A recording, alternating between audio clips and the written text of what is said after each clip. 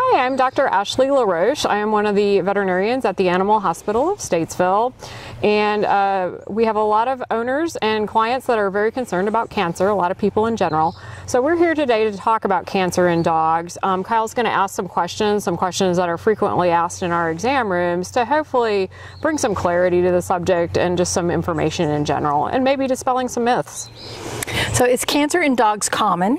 It's very common, yeah, very common. It's probably one of our most frequently diagnosed diseases.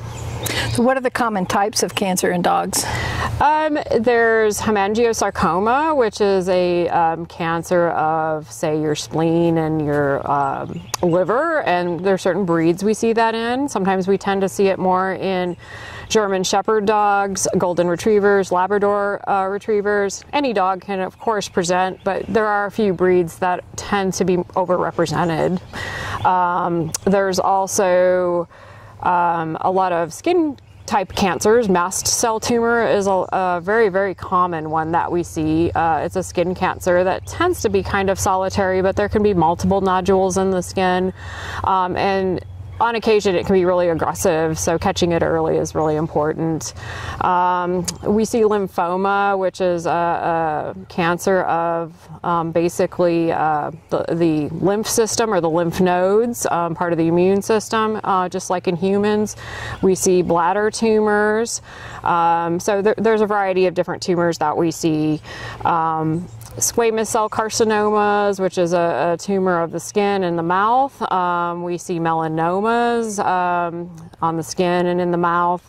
Testicular tumors, mammary tumors are very common in female dogs that have been spayed later in life. So we see a variety of different cancers. And my dog had osteosarcoma. So. Yep, osteosarcoma. That's a very aggressive malignancy of the bones.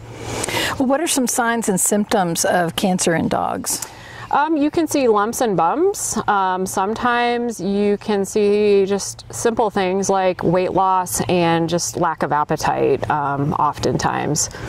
So just seeing a lump or bump doesn't necessarily mean it's cancerous, but if you notice that, you should bring them in and have them checked. That is correct. There are many lumps and bumps dogs can get. A lot of them, or most of them, are benign. But still, without checking them and kind of maybe running one simple test called a fine needle aspirate, we really don't know for sure. So how is early detection and diagnosis of cancer in dogs so important? Most cancers are more amenable to being removed, like tumors, and if they're detected earlier when they're smaller. Also, you're less apt to have spread of those types of cancers a lot of times if you catch them early, and you can either treat them with surgery, you can treat them with chemotherapy, depending on the types of tumors. So early detection, as far as your possibilities of not having it spread and even cure rates and things like that, oftentimes are based on how soon it's caught. Well, I know you talked about fine needle aspirate as a way of detecting cancer. What are some other ways that a veterinarian would diagnose cancer in a dog? Fine needle aspirate is where we stick a needle in a solitary tumor, for instance, or multiple tumors that we can see and feel, and then we take that sample and put it on a slide and look at it under the microscope. Sometimes that in and of itself is diagnostic.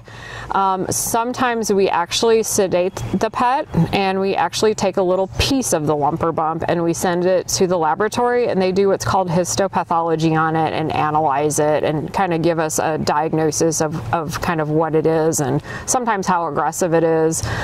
In some cases, we remove the whole tumor and do histopathology. They can let us know whether it had reasonable margins, basically whether we got it all, what its recurrence rate might be. Sometimes we can diagnose cancer with things like x-rays and ultrasounds. We can find it and see it. For instance, if we x-ray the chest and see multiple tumors in there, that's an indication that that dog has metastatic disease. So we start looking for a primary tumor somewhere else. So. Well, if you have any questions regarding cancer in your dog, please give us a call. We're happy to help.